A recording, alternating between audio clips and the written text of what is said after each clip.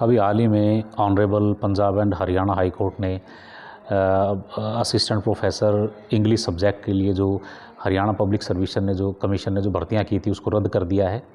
और रद्द करने के पीछे का जो कारण जो माननीय कोर्ट ने बताया वो ये कि जो यूजीसी की जो रेगुलेशंस थी उसको जो वायलेट किया गया, उसका उल्लंघन किया गया है।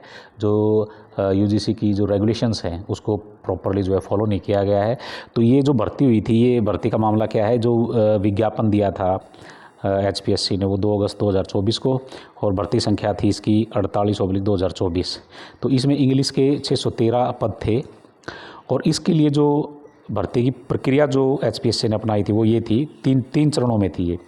एक तो जो स्क्रीनिंग टेस्ट 100 नंबर का, मान लिया प्री है, एक तरीके से प्री एग्ज़ाम, और उसके बाद विषय ज्ञान जो आपकी सब्जेक्ट की नॉलेज है वो 150 नंबर का। और इसमें जो है कम से कम 35% जो है न्यूनतम, जो कम से कम जो है नंबर वो आपको लेने थे सब्जेक्ट नॉलेज के अंदर। और उसके बाद 12.5 मतलब 12.5 नंबर का जो तो इंटरव्यू था। तो ये इसकी जो प्रोसीजर है वो फॉलो की गई थी HPSC के द्वारा। और खाली इंग्लिश में नहीं, जितनी भी भर्तियाँ इस एडवर्टाइजमेंट के अकॉर्डिंग हुई है वो सारी की सारी इसी प्रोसीजर के थ्रू हुई हैं। लेकिन जो माननीय Punjab and Haryana high court है, उन्होंने क्या है कि इसको मतलब कि UGC का जो रेगुलेशन है उसका उल्लंघन माना है। तो याचिकाकर्ता जो थे उसमें क्या थे, उम्मीदवार थे इसमें जो इस भर्ती में अप्लाई किया था 2143 थे, और उनमें से केवल जो 151 है वो ही सफल हुए थे और उनका सिलेक्शन हुआ था, और 462 है जो पद वो खाली रह गए थे। तो असफल जो हुए थे उनमें PhD और UGC थे इसमें, जो जिन्होंने नेट क्वालिफाई कर रखा था और PhD की डिग्री उनके पास थी। तो उन्होंने क्या है कि याचिका उन्होंने दायर की थी, और उन्होंने कहा था कि भाई जो 3 चरण की जो ये प्रक्रिया है ये UGC के जो रूल्स रेगुलेशन उसके खिलाफ है सारी की सारी। जो 2018 का जो UGC का जो है रूल्स रेगुलेशन है उसके खिलाफ है ये।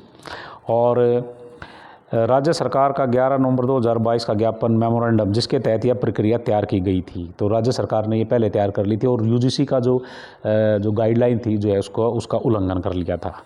तो माननीय जो हाई कोर्ट है उनका जो निर्णय रहा है उसमें जो न्यायाधीश रहे हैं वो न्यायमूर्ति त्रिभुवन दहिया जी की जो फीट थी, और उन्होंने सभी याचिकाओं को उनको स्वीकार कर लिया था, और भर्ती प्रक्रिया और उसका जो विज्ञापन है दोनों को जो है इसको जो है रद्द कर दिया है। और इस भर्ती को नए सिरे से जो है शुरू करने का जो है निर्देश माननीय हाई कोर्ट ने दिया है। और न्यायालय के प्रमुख तर्क वो क्या हैं, UGC नियम 2018, न्यायालय ने स्पष्ट किया कि UGC अपने संवैधानिक अधिकारों 7वीं अनुसूची प्रविष्ट 66 के तहत बनाए गए विनिमय केवल दिशा निर्देश नहीं बल्कि बाध्यकारी कानून है। उन्होंने कहा कि UGC के जो रेगुलेशन हो बाध्यकारी है, उसको आप वायलेट नहीं कर सकते। इनका पालन सभी राज्यों के विश्वविद्यालय और महाविद्यालयों के लिए अनिवार्य है, और राज्य इनमें बिना किसी बदलाव, जोड़ या कटौती के लागू करने के लिए जो है बाध्य है।